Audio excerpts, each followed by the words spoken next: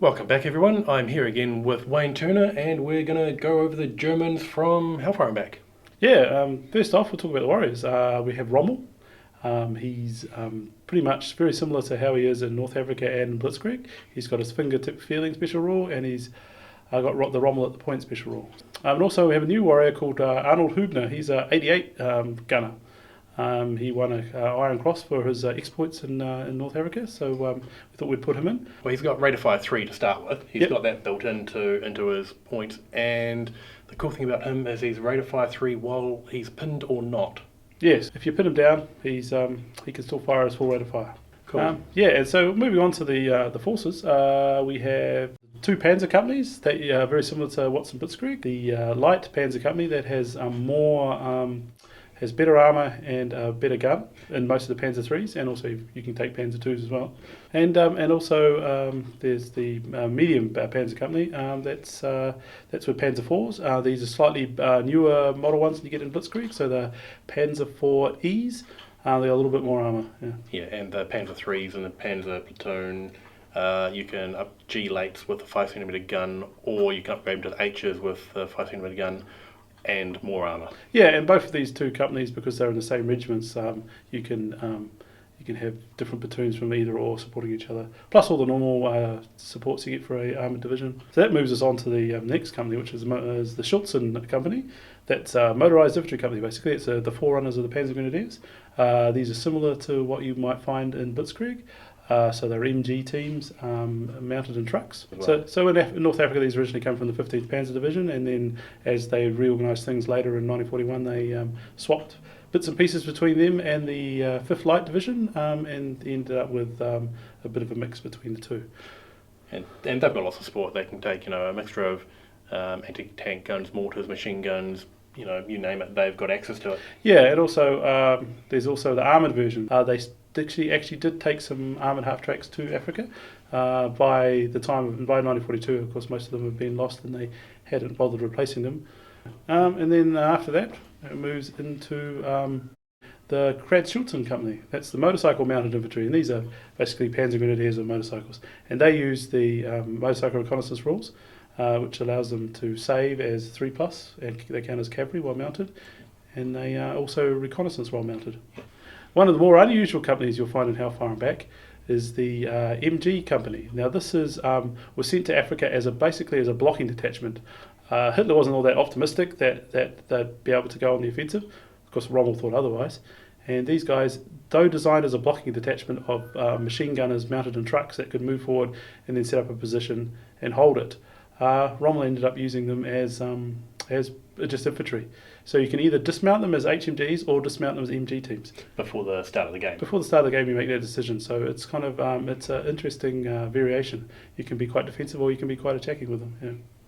So next we have the Lecter Pioneer Company. It's very similar to the Lecter Pioneer Company from Blitzkrieg. You get a mix of infantry and Panzer 1s and Panzer 2s as your combat platoons. Very useful for taking out fortified positions. Yeah, and also you have an option to give the Panzer 1s and 2s demolition charges, which makes them ideal for blowing things up like bunkers and etc. Yeah, they are pretty awesome. Another interesting company the Germans have available is the Infantry Company.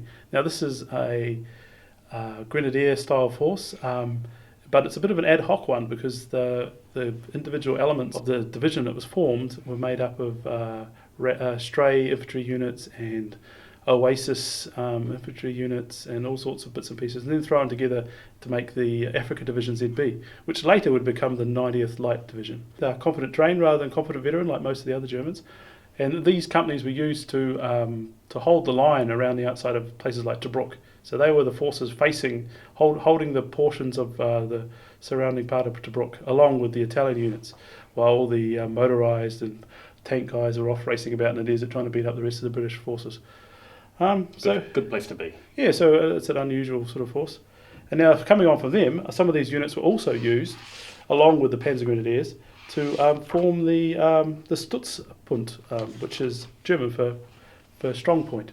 Now this is the German version of the fortified force, and along similar lines to the Italians we mentioned earlier, they are strong points where you've got a point anchored on some well camouflaged and dug in guns, surrounded by some infantry forces with the reserve forces further back. So, and the Germans were a bit more aggressive in the counter-attacking, so the counter-attacking forces available are a lot heavier than, say, the Italians or the later British force. So, and these guys tended not to be in places like Tobruk or Bardia, but were actually holding the frontier along between Egypt and Libya, and basically were there to slow down any British offensives into the German positions. Yeah, they were quite important in Operation Battle Axe. Yes, they held up the British long enough, and they were able, places like Hellfire Pass, where the 88s were dug in and well camouflaged and able to defeat things like Matildas and that as they came up to attack. Yeah. I suppose one of the coolest things about this list is the fact that your core platoon is a Stützpunkt platoon and a Stützpunkt 88 nest. Mm. And finally, we'll have a quick look at the divisional support. There's only a few different things in here because most of the support is located in the other companies. In there you'll find the Tank Hunter platoon, an anti-tank platoon, the 88s, Luftwaffe 88s, Luftwaffe 20 mils and 37 mils, and finally Luftwaffe air support. The most interesting of those, apart from that, everybody loves the 88s, is the Tank Hunter platoon. These are Panzerjäger 1s, which are Czech 47mm guns mounted on a Panzer 1 chassis. The other thing to note is, of course, in the anti-tank gun platoons, is that it's the first time you see in the German army 5cm guns. Yes, the Pak 38 made an appearance and made a really big impact on the battlefield. A lot of the times when you're looking at the early war stuff and they're talking about the British tanks blowing up left, right and centre, it's not actually 88s blowing them up at all, it's actually only Pak 38s. Yeah, and speaking of 88s, you're saying the Luftwaffe, but the other thing, of course, is they're still confident veteran. Yes, these guys are quite experienced and perform quite well in the desert, so we decided to rate them as confident veteran. Yeah. So and you can also add Hubner to one of the 2088s and make it a really, really good one. Yeah, they still count as allies though. Yes, like any Luftwaffe troops in any of the other books, they count as allied forces rather than being part of the actual company. Yeah. And finally, special rules. Germans, all the usual standard special rules, you can find them inside the rule book if you want to look them up. Yeah. Yeah, so Kampfgruppe mounted assault and all the usual suspects. Yep, all the usual suspects. Yeah. Cool. Well, I think that's all we've got time for today. Yep. Thanks for watching. Yep. Bye.